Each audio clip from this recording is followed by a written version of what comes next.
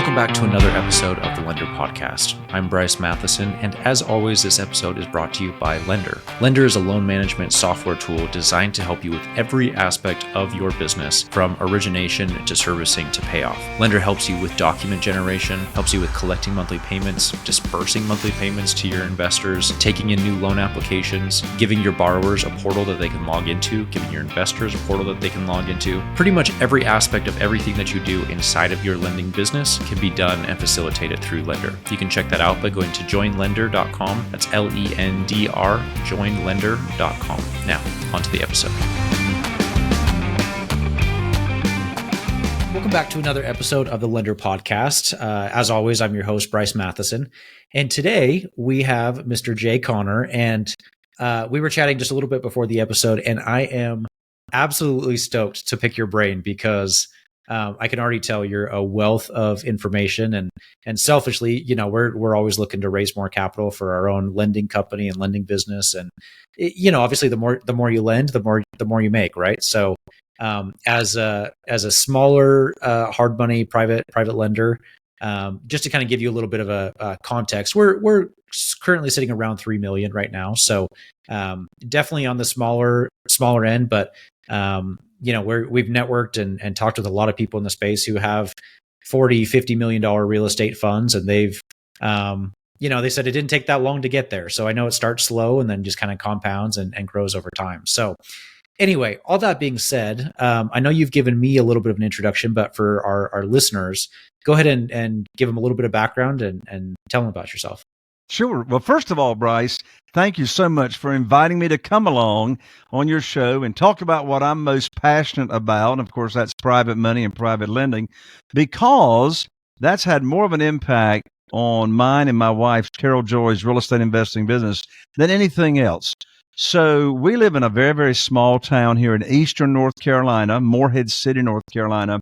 Our total population market that we target is only 40,000 people. Wow.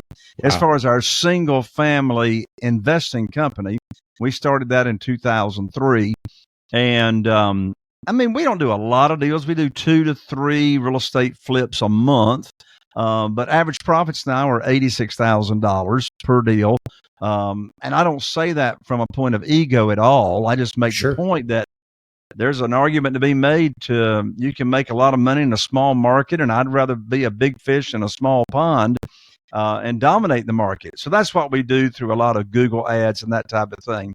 So where in the world did this world of private money come from? Well, from 2003 when we started until 2009, January of 2009 to be specific, we relied on the local bank.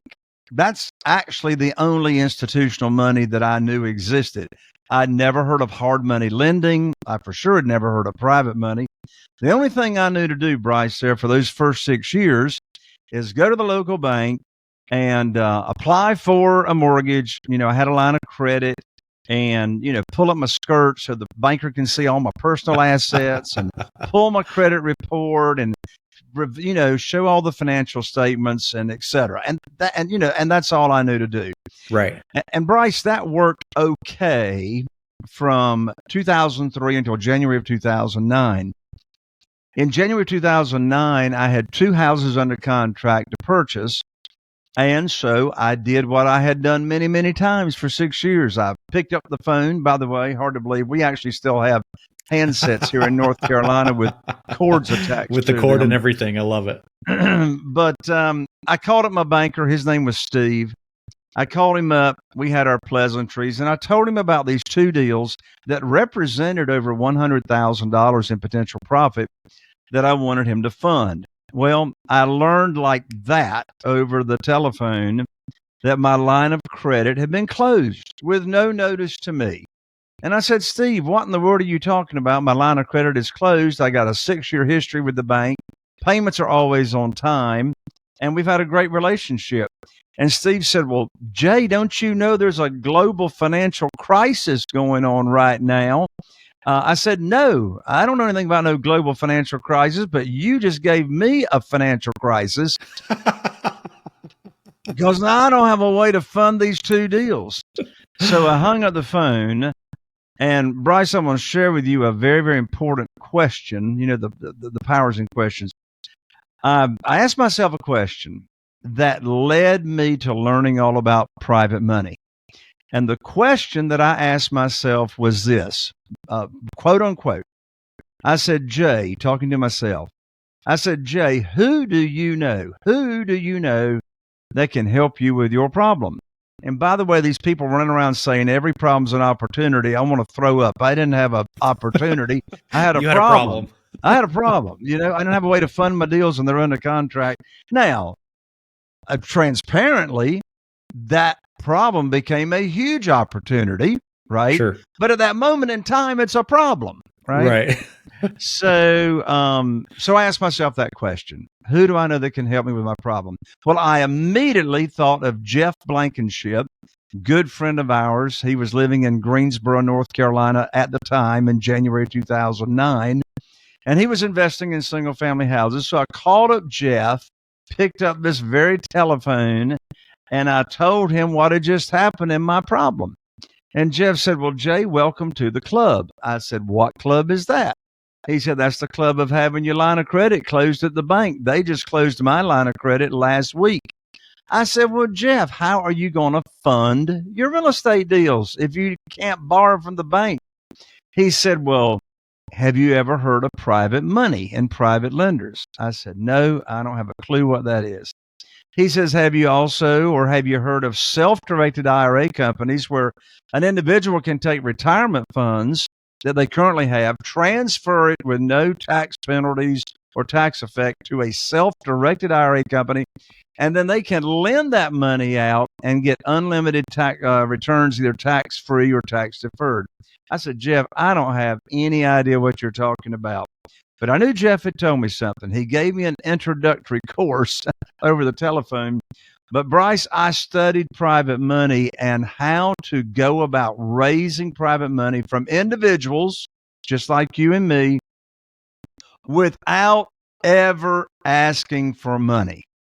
So I hung up the phone from my friend Jeff Blankenship. I studied private money, and I knew the first thing that I had to do was and people ask me this all the time. They say, Jay, what's the best way to start raising private money?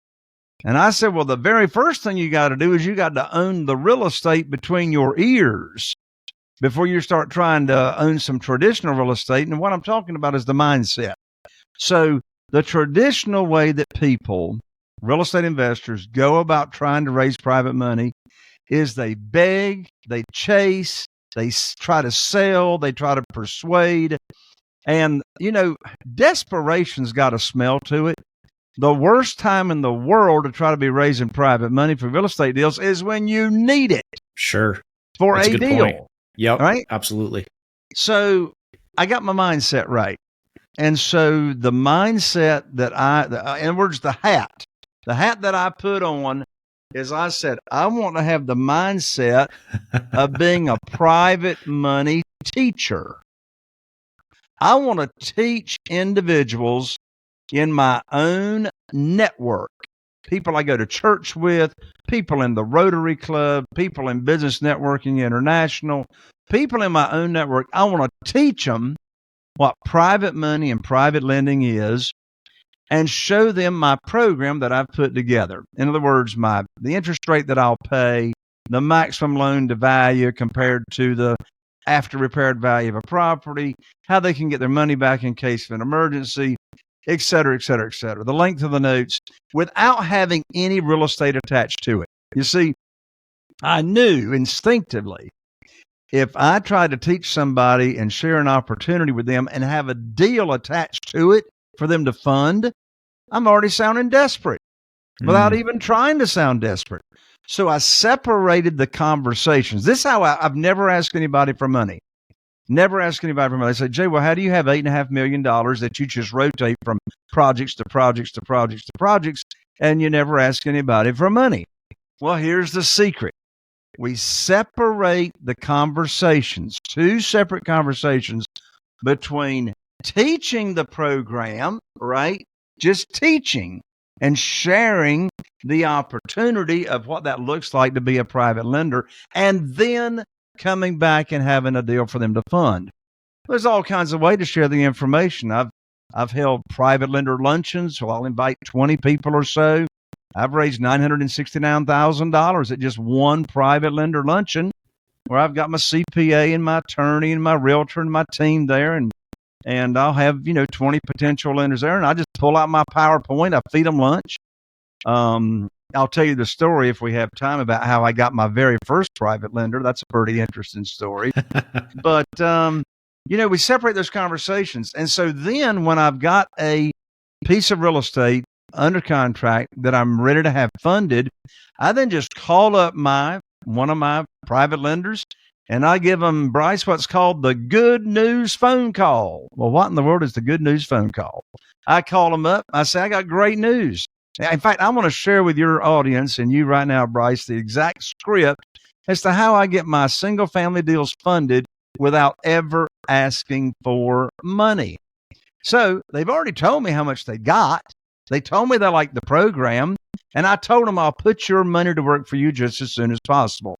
So, Bryce, let's say you're one of my private lenders, and let's say you've told me you got $150,000, and you've got it sitting over there in retirement funds, and I've introduced you to a self-directed IRA company that I recommend, and you've moved that money over. You're waiting for me to put your money to work.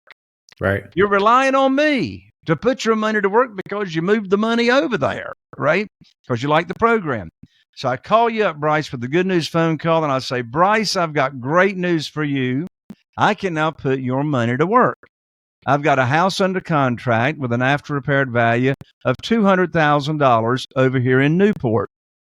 The funding required for that house, for that deal, is $150,000, which matches up to your money you tell me you've got. I'm not exceeding the 75% after repaired value, maximum loan to value that I told you about.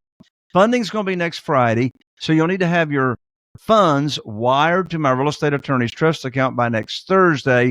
I'm going to have my real estate attorney email you the wiring instructions. That's the end of the conversation. The most stupid thing I could do is ask you if you want to fund the deal. Of course you want to fund the deal. You've been waiting for the good news phone call that I can now put your money to work. So unpacking what's going on there is no chasing, no begging, no selling, sharing the program, the opportunity without any particular real estate attached to it. They love the program. They say, yes, I'm ready to go. I said, I'll let you know when I got a deal. I give you the good news phone call. The deal gets funded, and here we go. One big mistake that people make when they're first raising capital is they talk too much. They talk too much. They try to talk somebody into doing something. Well, here's the thing. People say I have a fear of rejection. Well, here's my question. How can you be rejected if you're not asking anybody for anything? Right? That's true. You're sharing the program. Here's an opportunity. You like it, you don't like it, whatever. If you do like it, I'll put your money to work for you as soon as possible. And of course, I'm not going to bring a deal for them to fund unless it matches the criteria of the program. So I'll turn it back to you, Bryce. That's sort of an overview. That's great. How this all started. Yeah, that leads into a bunch of different questions I've got for you. So how do you handle the conversation in between, so they've made this transition to move their money over to a self-directed IRA. They're using a third-party custodian. Yeah. How do you handle the conversation? Or they could just be using liquid capital. I've got 47 private lenders. Not one of them had ever heard of private money till I told them about it. Some of them are using just liquid investment capital. Some of them are using retirement funds. Some are using both. Anyway, I didn't mean to interrupt you. But no, anyway, you're good. My question is, how do you handle the conversation between the time when you have an investor who's interested but you don't have a deal lined up yet? Do you say, hey, it'll be 2 to 3 weeks, or because there's that anticipation piece, right? People want to get their money right to work, and like you said, you have the good news phone call. But what do you do in between? Yeah, well, that's a good question. First thing I do is I put them to the top of the list. When they're new, right? That's smart. When they're new. I want to prove to them that I can perform and I can actually put their money to work. So, there is a juggling act. It's been a juggling act, right? If you're a hard money lender, it's a juggling act. Yep, and that never goes away from my understanding.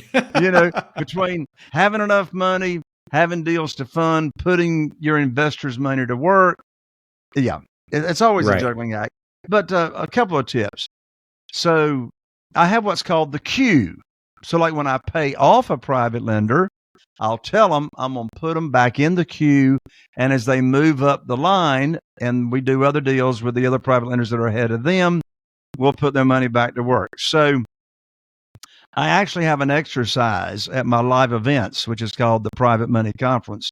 At my live events, I actually have the attendees go through an exercise that shows them in their own market exactly how much private money they need to raise within the next 12 months to do their deals, right? I mean, I can teach you how to raise a lot of private money, but you sort of need to have a pretty good idea. Well, really, how much do I need? Sure. And not have too much, but have enough, right? So one tip is if they're brand new, I'm moving to the top of the list. If I can't put their money to work within 30 days here in my small market, I have been known to take the new private lender's money and pay off an existing private lender's note and use private money in that case to do a refinance. Right. So that I can, prove to the new private lender. So, for example, I have not actively raised any new private money in probably over 7 years. Because I just keep using what I got, right? I keep using what I got. And plus, I still get referrals all the time from existing private lenders. For goodness sakes, I got a new private lender coming on board next month. He's got over $500,000 that he just retired sitting in his retirement account. Well, that, comes from a referral. So long answer to your question. What do you say to them? Well, I manage expectations. Right? And communication, of course, is key. I tell them typically I'll be able to put your money to work within 30 days or so. Maybe it's going to be 45 days or whatever. But the key is don't let that length of time go by without, keeping them informed as to where you are on being able to put their money to work. Now, once you put their money to work, their most favorite form of communication is receiving checks in the mail. Right. So I pretty much don't have to do any other communication with my private lenders other than making sure the money shows up. Some of my private lenders get paid monthly. Some get paid quarterly. Some get paid semi-annually, depending on their needs. But communication and managing expectations is very important. I love it. Do you ever like commingle multiple investors on a single deal, or is it just one investor for one particular deal? That's a great question. So all the deals that we do, now, of course, in this context of private money that I'm talking about, I'm not doing deals with multifamily projects. Now, it's all the same money, right? It's the same individuals that are lending their money out or investing their money, in deals. But I'm not doing what's called syndication, or I haven't created a fund for the private lenders to invest in. All the single family houses that we do are what's called one-offs. Sure. And I'm sure you know what that means, Bryce, but for the sake of your audience, when I say a one-off, that means we've got a single family house. Now that could be a duplex, triplex, or quadplex. But we got one house, if you will, sitting there. And then we may have one or maybe two private lenders that are funding that deal. This is why the SEC does not regulate these one-offs that I'm talking about, because you got a private lender, perhaps a couple of private lenders that are funding that one deal, and each of them are getting their own promissory note and their own deed of trust. Most of the people call it a mortgage. Here in North Carolina, Depends Texas, where you live. a few other states, deed of trust. And of course, that's the document that collateralizes the note and gives the lender the legal right to foreclose. Anybody that's in a second position, I'm going to pay a little bit more interest to, because that's a higher risk position. the only way they can be made whole if they had to foreclose is they're going to inherit the private lender note that's ahead of them, Sure. right? And that's how we also use what's called total loan to value. And what I mean by total loan to value is adding up all the private lender notes that are loaning money on a deal and making sure all those notes do not exceed 75% of the after repaired value on that single family house. I love it. I love it. Wow. Are you comfortable sharing the different rates and terms that you give to your investors? Sure. I've been paying them the same thing since 2009. People say to me they say, Jay, wait a minute.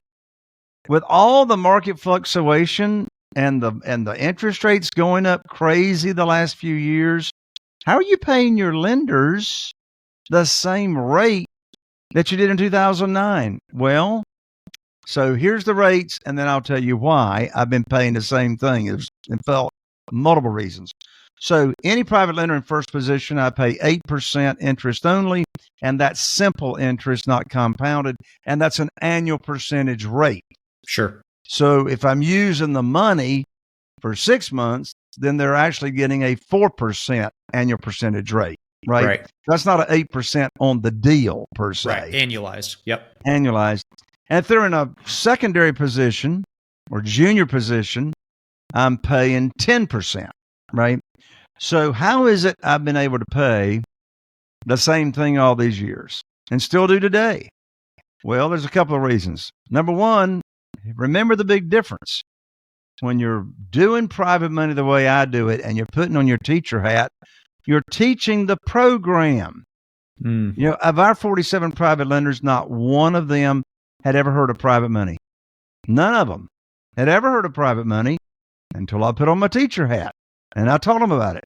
None of them had ever heard of self-directed IRAs and how they could lend money from, using that vehicle. So one reason is because it's my program, I teach it, and I make the rules. You see, that's one thing I had to get straight in my head. Because 99% of the time when anybody's borrowing money, who's making the rules? The lender. Yep. 99% of the time, the lender's making the rules. There's some saying out there that's been around forever, he who has the cash makes the rules, or cash rules, or whatever. Well, it don't have to be that way, right? The lender don't have to be that way. Now, but here's the big difference. Like when I say I make the rules, I just say I created the program, right? And anybody, I teach it all the time at my live events. Anybody can just duplicate my program and I'll give them a teacher hat. Sure. And they can start sharing, the program with other people. But you see, here's one part that makes that work. You see, if you're talking with an existing private lender, like an individual that's, got, interestingly enough, 70% of account holders at self-directed IRA companies want to lend real estate investors money. They want to just be passive, right? They don't want to negotiate deals. They don't want to find deals. They don't want to oversee renovations. They just want to get high rates of return safely and securely. Sure. Well, those people that are already lending out, guess what? I'm not putting on my teacher hat. Mm-hmm. They already understand it. Yeah, they get it. They already know what private money is. So now, instead of putting on my teacher hat, now that's a negotiation conversation. Well, I'd much rather teach and make the offer than negotiating. Sure. With, and of course, if it's an institutional lender, there is no negotiation. Right. You don't get a say. There is no negotiation. Well, guess what? When I'm making the rules as the borrower, you see how this is a 180-degree mind shift. Yep, right? Absolutely. So when I'm making the rules as the borrower and I'm my own underwriter, there's no applications. Guess what? When you borrow money like this, you're already approved. You're already approved. It's a beautiful thing. I love it. You're already approved. There's no application. You are your own underwriter. Yep. And you're making, an opportunity available to people that didn't know that there's, wow, this kind of way to get these kinds of rates and returns. Now, here's another reason I still pay 8 to 10%. You can go down to First Citizens Bank right now. Now, a year ago, it was 5%. Right now, and that was a year for a CD. Sure. And that was like a 9-month CD. Right now, it's hanging around 4%. Right. And in my opinion, it's going to continue to come down over time. Agreed. But nonetheless, 8% and 10% is still a whole lot better than 4% and 5%. Yep. It's literally double. Yeah. And people love that. Well, and the other thing too, that I was going to say that I love about your model is, you have this concept of a queue, right? And so it goes back to your concept of not selling, because it creates that scarcity. So if you were to call a lender and you were to say, hey, you're at the top of the queue, I've got a deal for you, are you ready? And then if they say, no, sorry, like I don't have the funds available or whatever, guess what? They go to the bottom of the queue and they're now getting the sense that, oh no, I'm missing out, and so it goes on to the next thing. So again, it just goes back to not having to sell. Like you have this scarcity mindset. Sorry, you missed the boat. That's on you. They're going to make sure that next time they've got those funds ready and available for when you do make that phone call. Yeah, it's really an interesting dynamic. It's an interesting mindset. I got a text 2 days ago from one of my private lenders who then introduced me to his parents, and he's created for them a trust. And they started being one of my private lenders as well. And so 2 days ago, he told me that they now have an additional $180,000 that he would really like to get invested for them right away. About 3 weeks ago, I got a phone call from a different private lender, and they have $200,000 that they want to put to work. And so the interesting dynamic is, in this world of raising private money like this, there's no chasing, begging, persuading, selling, and all that. And guess what?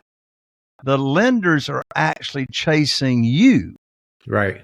The lenders are chasing you because they know they can't get these rates of return, say, at the local bank. Sure. Absolutely. And I even have in the program a way where they can get their money back early before the term or the note comes due. If they have an emergency, I simply give everybody what's called a 90-day call option in the promissory note. And if they've got an emergency come up and they need their money back, then just give me a 90-day notice. I don't need 90 days. All I need is a week. Sure. But, the documentation says, give me a 90-day notice and I'll just replace your money with another private lender's money, and you can get your money back. But the thing of it is they don't want their money back. Right. I mean, they don't want their money back when I cash out on a house. I mean, a new private lender all the time, they'll say, hey, can't you just keep the money? Can't you just keep the money? The answer is no, I can't keep the money unless I've got a property to collateralize that note. Now, I'll do a lot of substitutions of collateral where like my minimum investment from my lenders is $50,000. Well, typically, I'm not going to buy a property for $50,000, right, but I can use it for rehab or renovation money. Mm-hmm. And so I'll do a lot of substitutions of collateral that I'll have my real estate attorney draw up. So if I'm cashing out on a house and I got another 1 or 2 or 3 in the wings, and I can keep that $50,000 without paying it off, I can use that note, that money on another property and keep their promissory note open, active, and earning the money. But yeah, they don't want their money back. They want their money to keep earning money. I've only had 2 private lender notes called due early. Both of them were small, in fact, less than $50,000, and they were medical emergencies. So again, some people say, "Well, Jay, I'm a little scared to put a 90-day call option in the promissory note. What if I don't have another private lender?" Well, you should fix that. You should have another private lender. The most dangerous number in business is the number 1, right? 1 lender. That was my problem in 2009. Yep.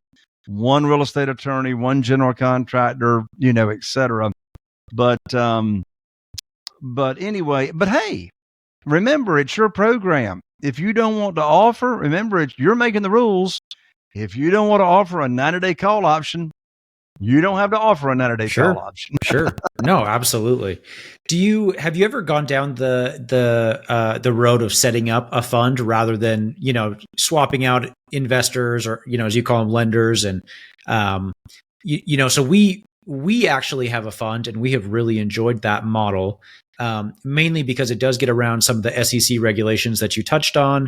And also it's not, kind of not necessarily a scramble, but there's a lot of moving pieces. It's got to swap out this guy and got to call this person and they're not available. So go to the next one.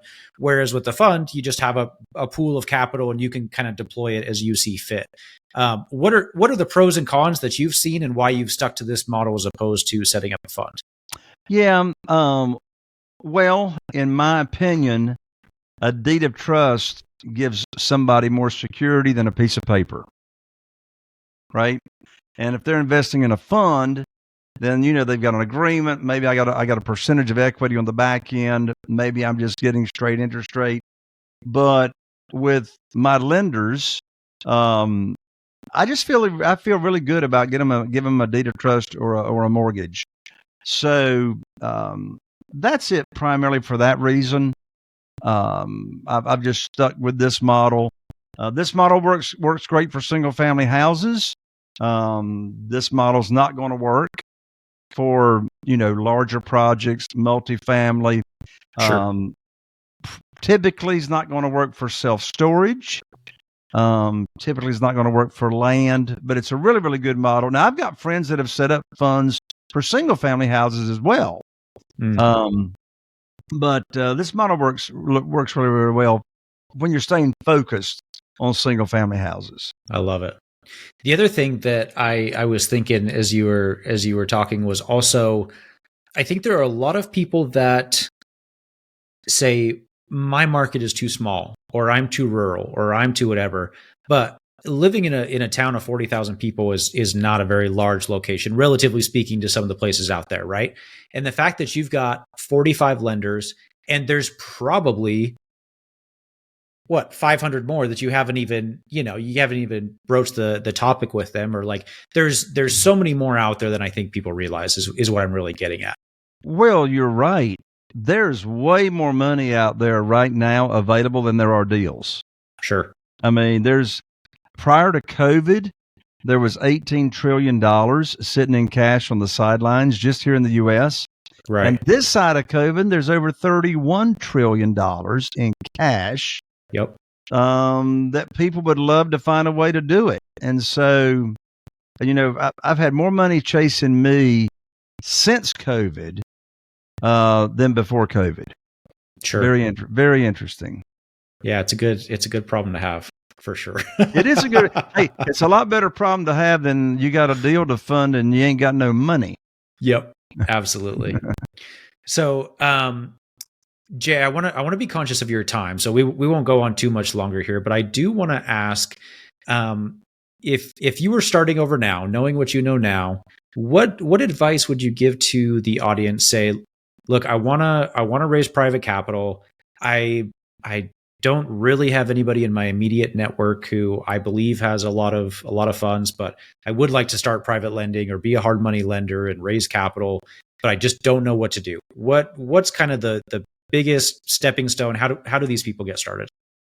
So if someone really does have a limited network, because we all know that there's a direct correlation between your network and your net worth.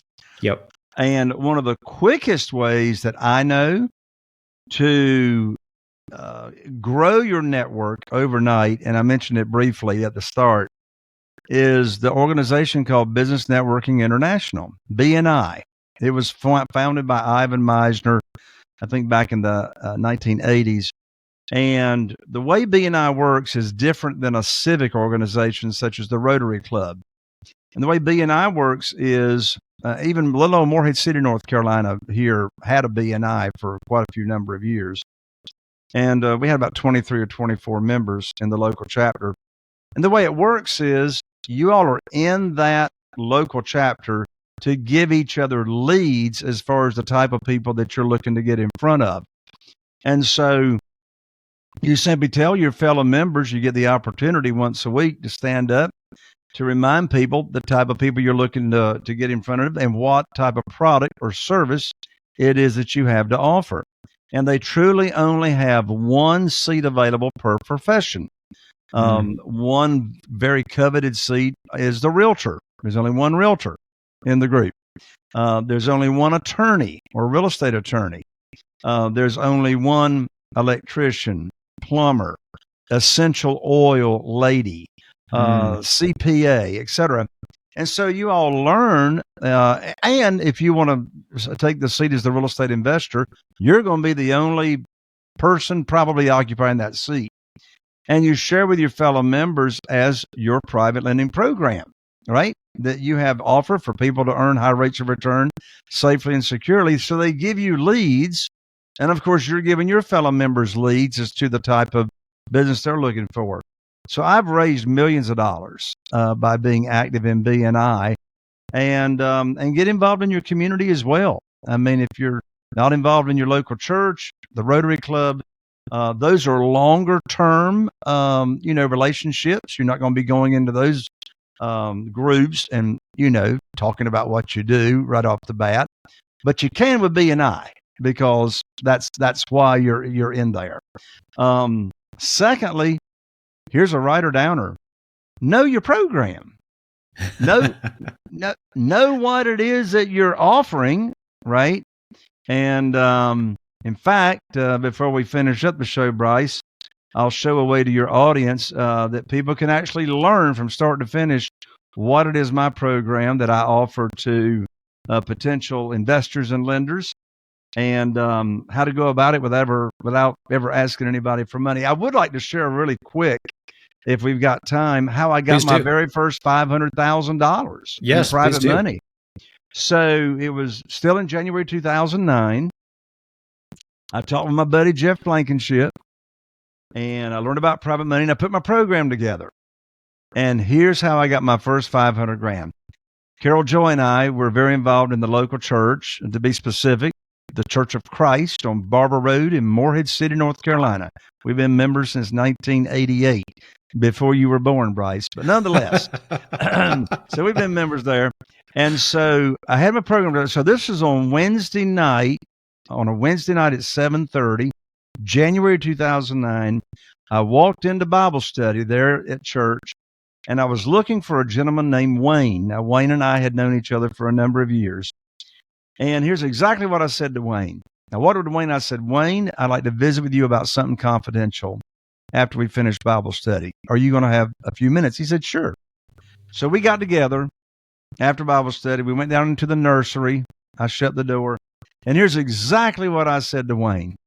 I said, Wayne, you know everybody in this town. And he did. Now, Bryce, I'm going to tell you what the man did. You're not going to have a clue what I'm talking about, so I'll explain it. But when I told Wayne, I said, Wayne, you know everybody in this town. Here's why.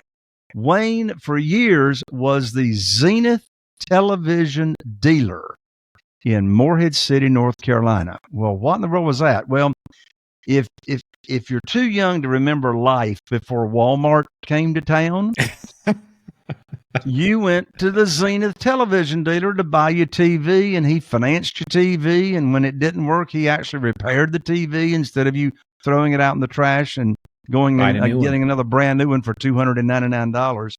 So anyway, Wayne had put a TV in everybody's house in Morehead City and neighboring areas.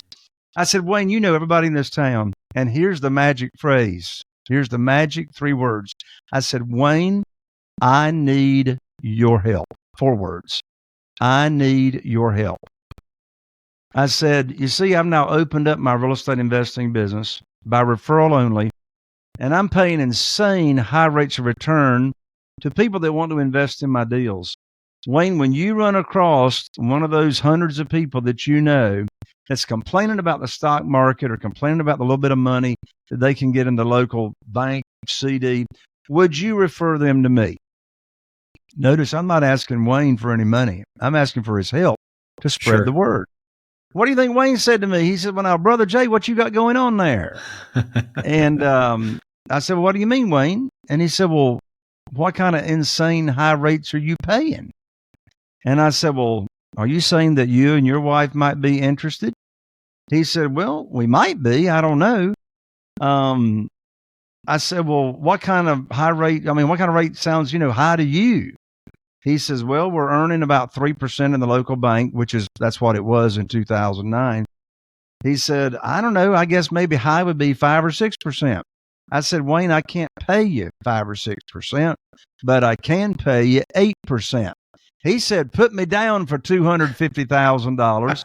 So the next day, I went to his and his wife's home here in Morehead City, and I explained the whole program. Had my teacher hat on. Not only the interest rate, but how you're protected, how you can get your money back, the length of the note, the frequency of payments. And by the way, I'll leave that up to the lender because they have different objectives.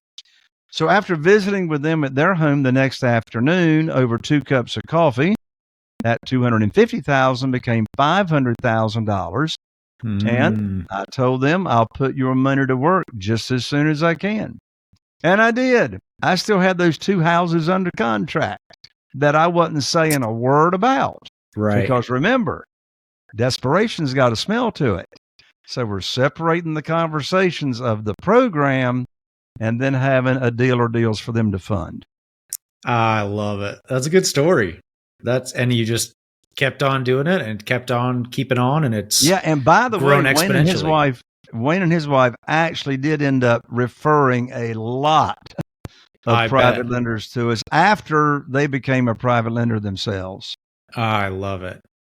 Jay, my goodness, you are a wealth of information. This has been great. Really, really good. For anyone listening in my audience who would like to reach out to you, pick your brain, learn about raising capital, what's the best way for them to do that? Sure. Well, I'll give a couple of ways. So I just finished recently recording my Private Money Challenge. Well, what in the world is the Private Money Challenge? So the Private Money Challenge is a series of 7 videos, and they're only 15 to 20 minutes long, and it really does a deep dive into all the foundational ways that I go about private money. So I'd love to invite your audience, Bryce, into my Private Money Challenge, and they can go to www.privatemoneychallenge.com. Easy enough. www.privatemoneychallenge.com. You'll immediately receive your first video. And the next 6 days at 9 a.m. in the morning, you'll get the subsequent 6. You're going to have a lot of fun. I'm going to be right there on the video engaging with you. And so that's one way, privatemoneychallenge.com. Another way, in addition to that, is my book, Where to Get the Money Now. I'll be glad to autograph it. It says, Where to Get the Money Now, How and Where to Get Money for Your Real Estate Deals Without Relying on Traditional or Institutional Lenders. I'll autograph it, and I'll send it 3-day priority in the mail to you. You can pick that up. The book's free, just covers shipping and handling. Don't pay $20 on Amazon. You can get my book at Jay Conner. By the way, I'm an ER, not an OR. So you can get my book at jayconner.com, jayconner.com/book. jayconner.com/book. And then finally, if anybody's listening and you just can't wait to get on the fast track, I've got an upcoming live event. It's called the Private Money Conference, right around the corner. And you can check that out at www.theprivatemoneyconference.com. theprivatemoneyconference.com. So there's 3 ways. Oh, here's a 4th way. If you're listening and you like podcasts, well, check out my podcast. I'm on all the major platforms, got over 800 episodes. And the name of my podcast is Raising Private Money. Easy to find. I love it. I mean, I don't think you could name any of those any more simply. That's make it easy to find. I love it. Jay, seriously, thank you so much for coming on the show. This has been great. I've learned a ton. Definitely going to implement a couple of these things into the way that I structure and raise capital, and it's been great. So really, really appreciate your time. Bryce, for anyone else who's still listening, absolutely check out Jay's book, his podcast, websites, all the above. And until next week, we will catch you on the Lender Podcast. Thanks for listening.